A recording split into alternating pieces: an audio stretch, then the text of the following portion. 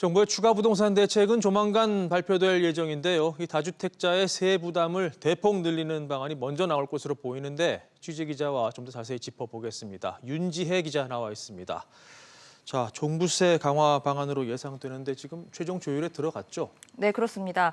여당이 다주택자를 향해서 꺼내든 첫 카드, 종합부동산세 강화입니다.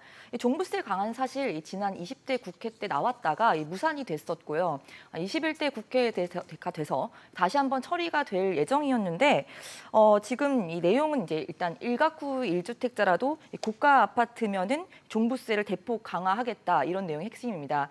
그런데 지금 논의되는 내용으로는 이 일각에서는 아예 이 최고 수율 4%를 손보겠다 어느 정도 이렇게 조정되는 정도가 아니라 전면 개정을 하는 게 아니냐 이런 말까지 나오고 있습니다. 네. 자, 종부세뿐만 아니라 지금 세금 종합 세트가 될 것이란 말이 나오는데 네.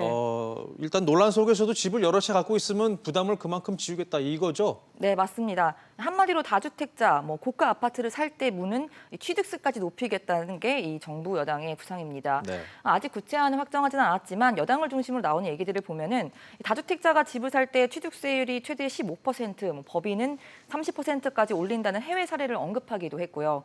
1년이 안 돼서 주택을 팔게 되면 양도세가 최대 80%까지 높이는 법 같은 경우는 지금 개정안이 이미 이번 달 임시국회에서 처리하겠다는 방침입니다. 한마디로 다주택자가 집을 살 때, 또 보유를 할 때, 그리고 또 이렇게 팔 때 세금 부담을 대폭 늘려서 다주택자를 압박하겠다는 구상입니다. 네.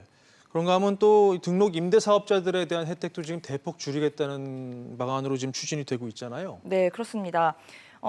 지금 임대사업자가 원래는 각종 세제 혜택을 받고 있었습니다.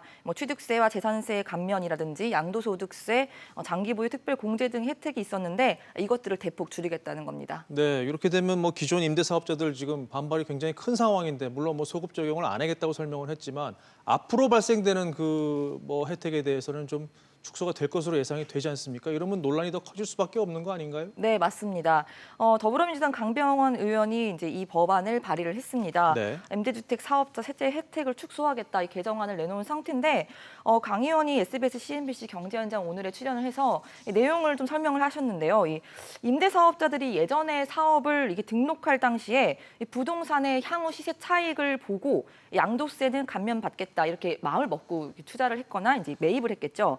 그런데 앞으로는 이 법에 따르면 미래에 기대했던 혜택이 축소가 되는 거라는 겁니다.